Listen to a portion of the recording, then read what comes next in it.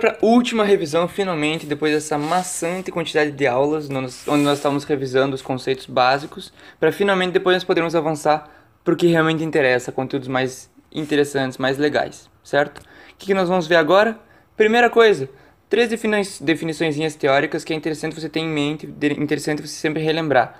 O campo elétrico dentro de um condutor, o campo elétrico dentro dele é sempre igual a zero. O potencial dentro de um condutor é sempre constante, não necessariamente igual a zero, mas ele é sempre constante, então o potencial em todos esses pontos é o mesmo, V. E nós também sabemos que quando você tiver um condutor, todo o campo elétrico que parte dele, nesse caso um condutor extenso, vai ser perpendicular à sua superfície, tá? Essas 3 relações são bem legais de você relembrar, são questões constantes nos mais diversos vestibulares. No ITA, por exemplo, essa última relação que eu falei caiu, só que pedindo para dentro do condutor, que é conteúdo que nós vamos aprofundar mais ao longo dos próximos vídeos. Bisurado? Prosseguindo então, agora vi algumas relações matemáticas que nós temos que relembrar quando nós trocamos, encostamos condutores esféricos que têm um determinado raio. E como é que isso funciona? Primeira coisa que a gente tem que relembrar é a Terra, tá? Se nós considerarmos aqui a Terra, certo? Vamos dizer que a Terra tem um determinado potencial, vamos dizer que a Terra esteja com uma carga positiva, tudo bem? Essa carga positiva vai toda se concentrar na sua parte exterior. A Terra tem essa carga positiva? Não, eu estou falando de alguma coisa assim. Se quiser pode considerar uma bolinha metálica, tudo bem? Eu estou falando só para te ter uma noção de corpos de grande extensão. Corpos que tem alguma extensão de fato para você considerar o raio. Sempre que você tiver uma carga e for um corpo que é um condutor, a carga que tiver central, por exemplo, vai se distribuir toda na sua superfície, vai se distribuir externamente, certo? O que mais que nós temos que saber? Que o campo que vai ser gerado, nós já vimos que o campo aqui dentro vai ser zero, é igual a zero, né? E dentro é igual a zero. O E fora, nós já sabemos calcular, que é a distância do centro desse condutor vai ser igual a KQ dividido por D ao quadrado, né? E agora, se ele estivesse na superfície, como é que seria a fórmula do campo gerado? E é igual a KQ dividido por 2D ao quadrado.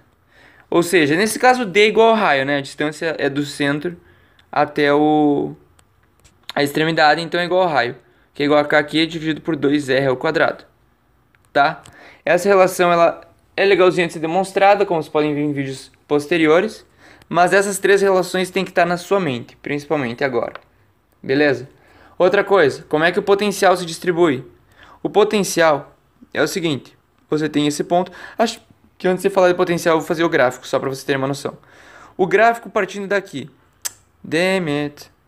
o gráfico partindo daqui, desse ponto central, é assim. Ao longo da distância, tá? Como é que vai funcionar o potencial? O potencial não, o campo que é gerado. O campo que é gerado nesse ponto daqui, ou seja, no centro, ele vale o quê? Zero. Ele vale 0, 0, 0, 0, até que ele vai chegar nessa distância aqui.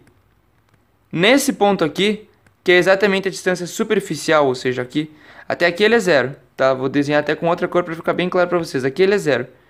Nesse ponto aqui tu vai ter uma abertura, ou seja, aqui vai ser bolinha. Ele vai vir aqui para metade, que vai ser esse valor. E depois aí vai vir outra bolinha aberta e vai fazer esse gráfico daqui, que não é o que eu desenhei. Ele vai fazer o gráfico hiperbólico, tá? Essa hiperbolizinha, beleza? Porque ele está variando com o D ao quadrado. Fechou? Esse gráfico tem que estar bem relembrado por vocês. Aqui, pula, vai para metade quando estiver tocando a superfície. Depois, faz esse gráfico normal. Já para o potencial, você tem que estar relembrando o outro gráfico, que é o seguinte. Tem uma esfera, um corpo extenso, cargas positivas, raio aqui, essa distância superficial e um ponto lá para fora. Se eu for traçar o gráfico, o que vai acontecer? Nós vamos só olhar as relações matemáticas. Aqui dentro o potencial ele é constante. E é um potencial V que nós sabemos quanto que é. KQ dividido por R. Qualquer ponto dentro do condutor tem seu potencial como KQ dividido por R. Ou seja, nesse começo ele vai ter esse potencial aqui, começando aqui em cima. Quando chegar nessa parte superficial, tal que aqui seja a distância, né? Quando chegar... Distância, isso aqui é um D. Quando ele chegar nessa parte superficial, ele vai ser fechado e vai começar a cair segundo a fórmula. V igual a KQ dividido por D, que é a distância do centro até esse ponto, tá? Ou seja, vai cair segundo essa outra hipérbole aqui. Beleza? Variando com D. Essas duas relações têm que estar gravadas em vocês. Agora, outro conceito que para mim, pelo menos, foi bem... Eu lembro que eu demorei muito para entender o que é a capacitância. Nós vamos rever melhor quando tiver cargas se mexendo envolvidas, falando de capacitores. Mas, por enquanto, as fórmulas que vocês têm que saber é Q é igual a CV, tá?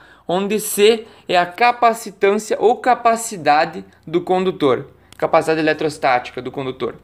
Certo? Essa é uma relação bem interessante de vocês saberem. Não se preocupe. Realmente não entendi esse conteúdo. Você vai ver depois. Eu mesmo não entendi quando estava falando de eletrostática, só fui entender o que era mais capacitância em eletrodinâmica, tá? Mas sabendo essa relação, ou seja, sabendo que capacitância é a carga dividido pelo potencial, é trivial você concluir que, como o potencial é KQ, isso daqui é KQ dividido pelo raio, nós sabemos que C é igual ao quê? Raio dividido por K, tá? Então nós sabemos que a capacitância varia linearmente com o raio, já que K é uma constante para a grande maioria das situações, quase todas que nós vamos trabalhar aqui, beleza? Ou seja, aqui nós podemos resolver uma questão muito importante, que é a seguinte: eu tenho cargas positivas, eu tenho, digamos, 5 cargas positivas em uma esfera de raio R, e eu tenho, nesse daqui, uma carga positiva numa esfera de raio R também. Quando encostar os dois, qual que vai ser a distribuição? Equitativa, né? Ou seja, nós temos 6 cargas, depois da distribuição, nós vamos ter essas duas cargas, depois de encostar as duas cargas e separá-las novamente, nós vamos ter 3 cargas em cada uma delas, porque elas têm o raio constante, certo? Notem que é totalmente relacionado ao raio. Agora, se por exemplo, essa esfera tivesse um raio 2R, enquanto essa daqui tem um raio R, como é que você faria? Você teria que fazer essa análise de forma dependente do raio, ou seja, a quantidade de cargas nessa esfera vai ser o dobro da quantidade de cargas nessa esfera, o que significa que vai ter 4 cargas na esfera da esquerda e 2 na da direita, porque a quantidade de cargas ela é proporcional ao raio, a capacitância é proporcional ao raio, que é proporcional à carga, capacitância é proporcional ao raio, que é proporcional à carga. Tudo bem? Então vocês podem sempre fazer essa análise dependendo do raio, qual que vai ser a carga final de cada um dos condutores. Uma última espécie de questão que costuma aparecer bastante, é legal você ter essa ideia já em mente, é a seguinte: se eu tivesse várias esferinhas e eu conectar todas elas com um fio, a ideia inicial que você tem que usar para começar a resolver problemas é calcular o potencial, porque o potencial de todas elas vai ser igual. Sempre que eu encosto esferas, através de fios, encostando elas realmente, o potencial de todas elas vira igual. E o potencial é exatamente, sabendo que a carga inicial delas, antes de serem conectadas por fios, era Q1, Q2, Q3, e as capacitâncias eram C1, C2, e adivinha? C3. Nós vamos descobrir que o potencial, quando tu juntar tudo, é igual a Q1 mais Q2 mais Q3 dividido por C1 mais C2 mais C3. O porquê disso? É só você refletir no seguinte: passa isso daqui para cá. Você tem que... você tem o seguinte, que Q1 é igual a C1 vezes o potencial, concorda? Q1 é igual a C1 vezes o potencial. Q2 é igual a C2 vezes o potencial, Q3 é igual a C3 vezes o potencial, tá? Depois que tu somar elas, tu vai ter o seguinte: C1, você vai ter o seguinte, depois de você fazer essa redistribuição, vai ter uma redistribuição de cargas, ou seja, que vai ficar Q1 linha, Q2 linha e Q3 linha, mas o C não vai mudar, o C sempre é igual. Nós temos então o seguinte sistema de equações: Q1 linha mais Q2 linha mais Q3 linha é igual a Q1 mais Q2 mais Q3, conservação da carga. E nós também sabemos que, como eu estava escrevendo ali em cima antes, C1 vezes V mais C2 vezes Z mais C3 vezes V é igual à soma das cargas, né? Pela relação que nós mostramos antes. Que nós sabemos que C é igual a carga dividido pela voltagem, tá? Então nós sabemos que isso aqui é igual a Q1 mais Q2 mais Q3. Finalmente concluindo, o que nós podemos dizer? Nós podemos colocar esse V em evidência, passar o C dividindo, e tu também pode jogar essa outra carga, isso daqui, no local disso daqui, para te conseguir resolver a equação. Depois que tu encontrou o potencial através da soma das cargas dividido pela soma das capacitâncias, tu vai ter que Q1' é igual a C1 vezes V. Por que a Q1' é igual a C1 vezes V? Pela fórmula inicial que nós tínhamos. Tudo bem? Igualmente, Q2' é igual a C2 vezes V. Q3' é igual a C3 vezes V. Lembre-se, isso que eu estou falando é só uma revisão. Esse, para mim, pelo menos, eu demorei um bom bocado para entender o que ele estava fazendo. Então, assistam as aulas iniciais se vocês não entenderam o que eu estou me referindo aqui, certo? Eu estou fazendo só uma revisão rápida. Últimos apêndices que eu quero fazer nesse vídeo. Esse aqui não é tão relevante, como eu já falei antes. O potencial da Terra, o V da Terra, é sempre igual a zero, tá? Na verdade mesmo, ela seria negativo, porque tem que considerar raios cósmicos, etc. Mas isso é desprezível para a análise que nós estamos fazendo nessa situação, tá? Considere-se que a Terra tem potencial nulo, beleza? E agora sim, um apêndice bem interessante, esse aqui você tem que ter em mente, assim, cair em todos os vestibulares possíveis, no ITA eles alopram nesse tipo de questão, que seria a gaiola de Faraday, ou seja, você vai ter que sempre pensar de uma forma um pouco mais avançada, às vezes não vai ser o óbvio que vão estar cobrando. E o que é a gaiola de Faraday? Gaiola de Faraday, que é um incrível cientista. É o seguinte, se você tiver um condutor circundando outro condutor, tá? Esse condutor aqui está circulando esse. Se eu botar uma carga positiva aqui, ela vai atrair cargas negativas aqui logo cargas positivas, caso ele estivesse neutro.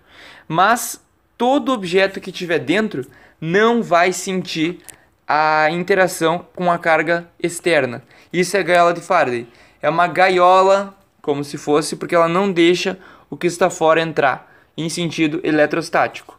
Foi aquele famoso experimento que Faraday fez, né? Ele ligou com potenciais muito elevados duas grandes torres de tensão, dá para se dizer, e ele entrou dentro de uma gaiola. Nessa gaiola via-se raios que estavam atingindo a gaiola. Não sei se meu desenho está muito bom, mas basicamente você tinha uma gaiola com Faraday aqui dentro e você via raios acertando a gaiola. Mas Faraday continuou são e salvo para a felicidade da humanidade, porque não passa nenhuma forma elétrica através da gaiola, através dessa blindagem. Fechou, pessoal? Era só isso que eu queria passar nesse vídeo aí, nessas 4 aulas de revisão. Se tu achou tranquilo, ótimo, tu tá preparado para começar a assistir agora as aulas nível 2 de elétrica. Se tu achou um pouco difícil, rever alguns conceitos mais complexos das aulas iniciais, pega algum livro que você queira, faz exercício que é imprescindível. E se tu achou que só teve algumas teorias, tu não lembrava de alguma determinada, de algum enunciado, só relê aquilo em específico e pode partir para as questões mais elevadas. Certo, pessoal? Valeu!